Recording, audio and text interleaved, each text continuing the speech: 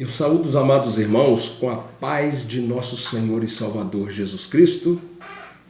Hoje, irmãos, para falarmos um pouco aqui na carta de Judas. E Judas, ele se apresenta logo no versículo 1, Judas, servos de Jesus Cristo e irmão de Tiago, aos chamados queridos em Deus Pai e conservados por Jesus Cristo. A misericórdia e a paz, a caridade vos sejam multiplicadas. Eu já queria que você já recebesse essa palavra agora. A misericórdia, a paz e a caridade vos sejam multiplicadas, não é nem aumentadas, não, multiplicadas. Receba, meu irmão, que vai estar ouvindo, vendo e ouvindo essa palavra. Receba essa palavra aí, que é palavra de Deus. Judas está dizendo que a misericórdia, a paz e a caridade vos sejam multiplicadas. Amém? Aleluia! Louvado seja o nome do Senhor. O autor desta carta é Judas, meio-irmão de Jesus, irmão de Tiago. Escreveu essa carta depois, aproximadamente lá pelo ano 65 depois de Cristo, que ele escreveu depois da ressurreição de Jesus. Ele, Tiago, eles se converteram de verdade, porque até então eles não criam em Jesus. Como a gente pode ver lá no Evangelho, eles não acreditavam em Jesus, mas depois da ressurreição, eles creram em Jesus e Judas então veio a escrever essa carta. E ele destinou essa carta aos cristãos e os crentes em todos os lugares. Portanto, meu irmão, essa carta é para mim, é para você, e hoje é palavra de Deus. Vou ser bem sucinto aqui no assunto que a carta dele, que a carta dele trata. E no versículo 4, Judas, ele em toda a sua carta, ele vai nos alertar a respeito dos falsos mestres, das heresias que são introduzidas na igreja. Isso ele escreveu no ano 65 depois de Cristo. Aproximadamente aí quase 2000 anos aí essa carta, e nós percebemos que ela é tão real hoje, porque tem tudo disso que ele falou, serve para nós hoje. A carta dele eu tenho para mim como um alerta.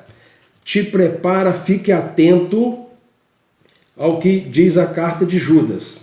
E no versículo 4 ele vai dizer: porque se introduziram alguns que já antes estavam escritos para este momento, para este mesmo juízo, homens ímpios que convertem em dissolução a graça de Deus e negam a Deus, único dominador e Senhor nosso Jesus Cristo.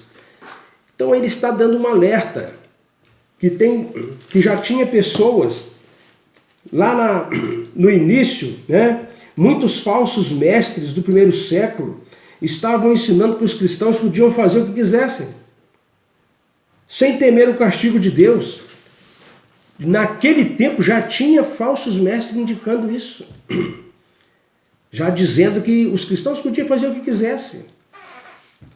Irmãos, quando eu estudei um pouco de teologia, e eu aprendi que por volta do ano 312, quando o imperador Constantino ele assume o seu papel de imperador em Roma, aqueles imperadores de antes, eles mandavam matar, queimados, jogavam para leões os cristãos. Quando o imperador Constantino assume, ele falou que eu imagino que o diabo usou uma outra tática, porque essa tática de antes de matar cristãos estava dando errado. O diabo viu que quanto mais matava os cristãos, mais a igreja crescia. O que o imperador Constantino fez? Ele parou de matar os cristãos. E qual foi a tática que o diabo usou? Começou a introduzir na igreja as heresias, o batismo por aspersão e tantas outras coisas, que eu não vou aqui me ater a isso não, mas o imperador Constantino, ele não matava mais os cristãos, ele começou a introduzir na igreja, começou a misturar igreja com o Estado para poder confundir as coisas. Isso foi uma outra tática do inimigo. E o inimigo sempre vai usar alguém para fazer esse tipo de coisa. Como esses falsos mestres, né, que lá no início, né, no primeiro século, estavam ensinando que os cristãos podiam fazer o que quisessem, que não ia acontecer nada, não tinha castigo de Deus. Vamos para o versículo 5, 6 e 7. Olha o que Judas vai alertar. Essa alerta é para você, para mim, É para todo aquele que crê, para todo aquele que lê a carta de Judas. Preste bem atenção. Olha só como é que Judas fala. Mas quero lembrar-vos como a quem já uma vez soube isto, que havendo o Senhor salvo um povo, tirando-o da terra do Egito, destruiu depois os que não creram. Esses mestres estavam ensinando que eles podiam fazer o que quisessem, não tinha punição. Judas vai mostrar que tem punição sim, irmãos. Tem punição sim para aqueles que estão brincando com Deus, aqueles que não estão levando a palavra de Deus a sério. Judas está lembrando aqui que havia um povo, foi tirado do Egito pela mão forte de Deus. E nós sabemos o que aconteceu, né? Deus destruiu depois os que não creram. Morreram todos, irmãos. Naquela passagem, naquele tempo que tiveram ali de 40 anos no deserto, morreram todos. Só Caleb. Me fale agora aqui o nome do outro. Entraram na terra prometida, só 2 entraram na terra prometida. Aqueles outros morreram todos ali, aquela geração velha que saiu do Egito, morreram todos. Porque não creram. Judas está dizendo aqui, olha mais uma. E aos anjos que não guardaram o seu principado, mas deixaram a sua própria habitação, reservou na escuridão e em prisões eternas até ao juízo daquele dia. Irmãos, tem anjo preso em prisões eternas, que um dia, no dia do juízo, isso vai ser revelado. Está escrito aqui, irmãos. Tem julgamento sim. Tem gente dizendo que não tem. Tem gente dizendo nos nossos dias de hoje que você pode pecar, que você pode fazer o que você quiser, porque os seus pecados já foram perdoados. Judas está dizendo para nós que não é assim. No versículo 7, assim como Sodoma e Gomorra, olha o exemplo, irmãos. Assim como Sodoma e Gomorra e as cidades circunvizinhas, que havendo se corrompido como aqueles e ido após outra carne, foram postas, por exemplo, sofrendo a pena do fogo eterno. Fogo eterno, irmão, foi para lá, acabou, tchau. Não tem mais volta. Então, Judas está nos alertando que tem castigo sim, que tem punição sim. Irmãos, como nós vamos ver agora, ele vai dizer para nós aqui, ó, no versículo 17, mas vós, amados, ele muda o tom da conversa agora. Lembrai-vos das palavras que vos foram preditas pelos apóstolos de nosso Senhor Jesus Cristo. Eu creio que Judas agora está falando especialmente, a palavra de Deus está falando especialmente para você. Para você que lê a Bíblia. Ele agora está te lembrando, olha, mas vós, amados, lembrai-vos das palavras que vos foram preditas pelos apóstolos de nosso Senhor Jesus Cristo, os quais vos diziam que no último tempo haveria escarnecedores que andariam segundo as suas ímpias concupiscências. Estes são os que causam divisões sensuais que não têm o Espírito. Olha a palavra de Deus escrita por Judas, nos alertando, irmãos. Hoje, os quais diziam que no último tempo, irmãos, que último tempo é esse? É o último tempo que transcorre entre a primeira vinda de Jesus e a sua segunda vinda. Portanto, nós estamos vivendo o último tempo. Nós estamos vivendo o último tempo. É esse período que transcorre entre a primeira vinda de Jesus e a sua segunda vinda. Este período é o que nós estamos vivendo. Nós estamos vivendo o último tempo. Amados, a palavra de Deus nos alerta aqui através dessa carta de Judas hoje, como tem heresias nos nossos dias de hoje.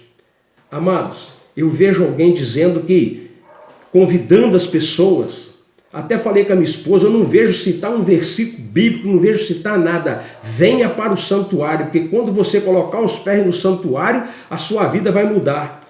O que faz uma vida mudar, irmão, não é santuário nenhum. Não é santuário nenhum.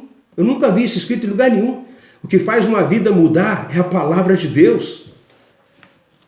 Ontem, pregando na missão, eu até falei para os irmãos o tema foi sobre o andar com Deus. Só 2 homens na Bíblia, a Bíblia diz que andou com Deus, que foi Enoque, aquele que foi trasladado, e Noé.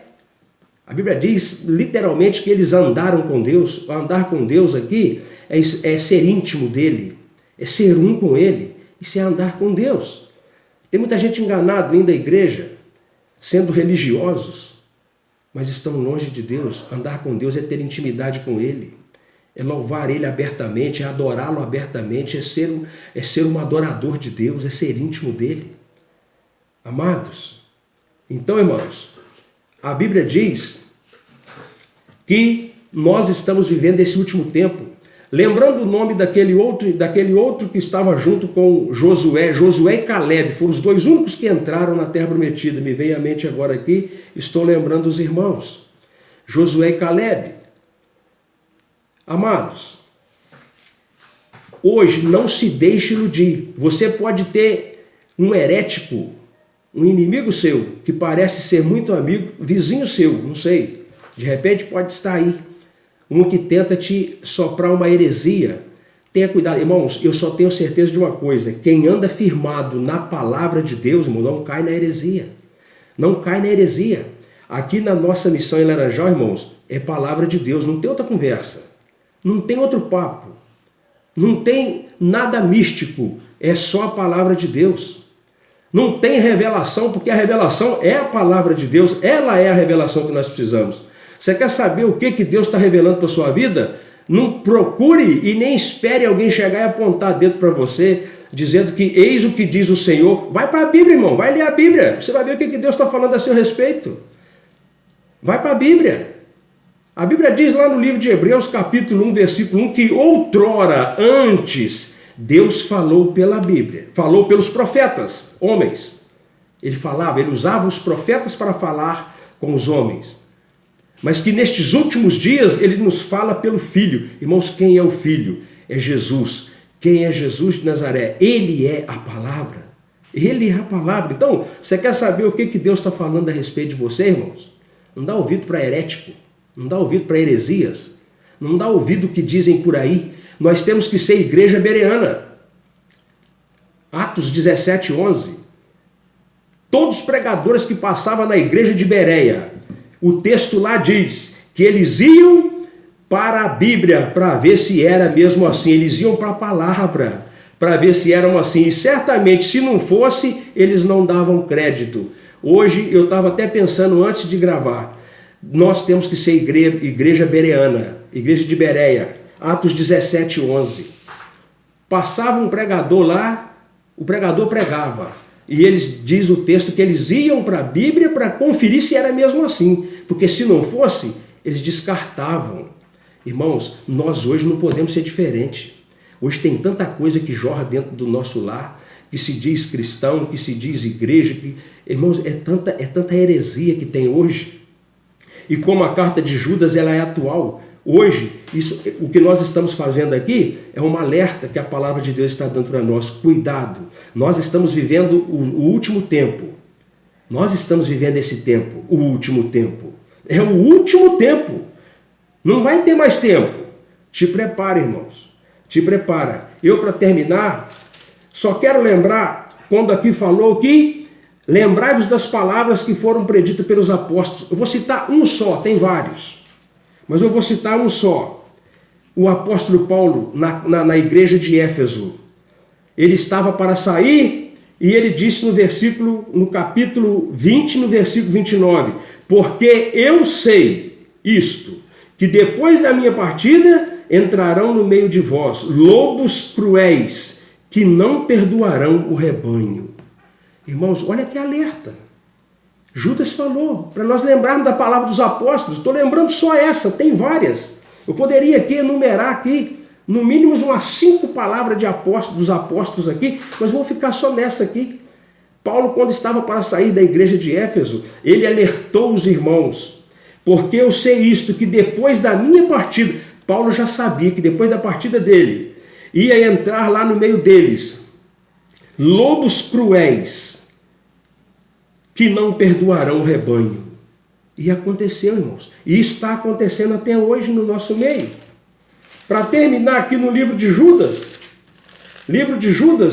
o versículo-chave da carta dele para mim é o versículo 3, amados, procurando eu escrever-vos com toda a diligência acerca da comum salvação, tive por necessidade escrever-vos e exortar-vos a batalhar pela fé que uma vez foi dada aos santos. Irmãos, ele sentiu necessidade de escrever, de exortar a cada um de nós a batalharmos pela fé verdadeira. E a fé verdadeira, irmãos, é como está lá em Romanos 10, 17. A fé vem pelo ouvir a pregação da palavra de Deus. Quando você ouve a pregação da palavra de Deus, quando você lê a Bíblia, surge fé em você. Ontem na nossa missão pela manhã e à noite foi tremendo. Tudo muito simples, mas foi tremendo, irmãos. Falei para os irmãos para quando sair da igreja, sair com a mente renovada, sabendo que o nosso Deus tem cuidado de nós. O nosso Deus tem cuidado de nós. Todo aquele que anda com Deus, irmãos, o seu destino é o céu, é a vida eterna. Assim como foi com Enoque. A Bíblia diz que ele andou com Deus. Ele andava com Deus. E Deus um dia o tomou para si. Nem permitiu ele passar pela morte física.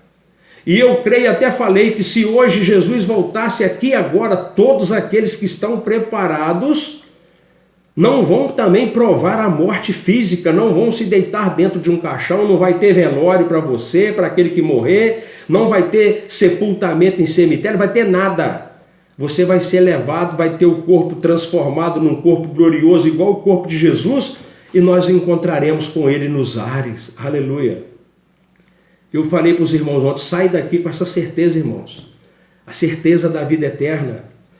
Vou ler de novo aqui. Amados, procurando eu escrever-vos com toda a diligência, quer dizer, com todo cuidado, com todo entendimento, com toda atenção. Olha o cuidado que Judas estava escrevendo. Acerca da comum salvação. Tive por necessidade escrever-vos e exortar-vos a batalhar pela fé, que uma vez foi dada aos santos. Irmãos, batalhe pela fé verdadeira. Não dê ouvidos ao que dizem. Você quer saber o que Deus está falando a respeito de você? Lê a Bíblia, irmãos. Vai para a Bíblia. Palavra dele, palavra de Deus. Ah, mas estão dizendo, eu não quero saber o que estão dizendo. Eu quero saber da palavra de Deus. O que a palavra de Deus está falando a meu respeito? Aleluia. Vai para a palavra, irmãos. Eu quero aqui terminar te incentivando a ler a Bíblia. Leia a carta de Judas. A carta de Judas tem 1 capítulo e 25 versículos. Pequenininha. Judas escreve essa palavra tão maravilhosa, nos alertando dos falsos mestres. Naquela época já tinha isso, irmãos. Falei um pouquinho aqui de Constantino, quando assumiu o poder de imperador em Roma, mas tem muito mais. Ele começou a introduzir essas heresias, batismo por aspersão. Não conheço esse batismo. Eu desconheço. A própria palavra batismo já quer dizer imersão, mergulho. Como se pode batizar alguém molhando uma partezinha pequena do corpo da pessoa, da criança? E por muito mais ainda, outra heresia, batizar criança que não tem entendimento. Então eu falei aqui de algumas coisas. Isso é heresia, irmãos.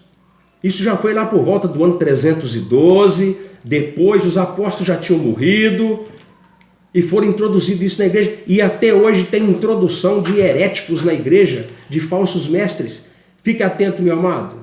Fique atento, que Deus te abençoe, que Deus te guarde, que a misericórdia do Senhor, que a paz e a caridade vos sejam multiplicadas. Eu termino aqui com o versículo 2, que a misericórdia, que a paz e que a caridade vos sejam multiplicadas, que a graça do Senhor Jesus Cristo, o amor de Deus e que a comunhão do Espírito Santo seja com você, seja com a sua casa, com a sua família, seja com todos os seus, hoje e para todo sempre. Amém e amém.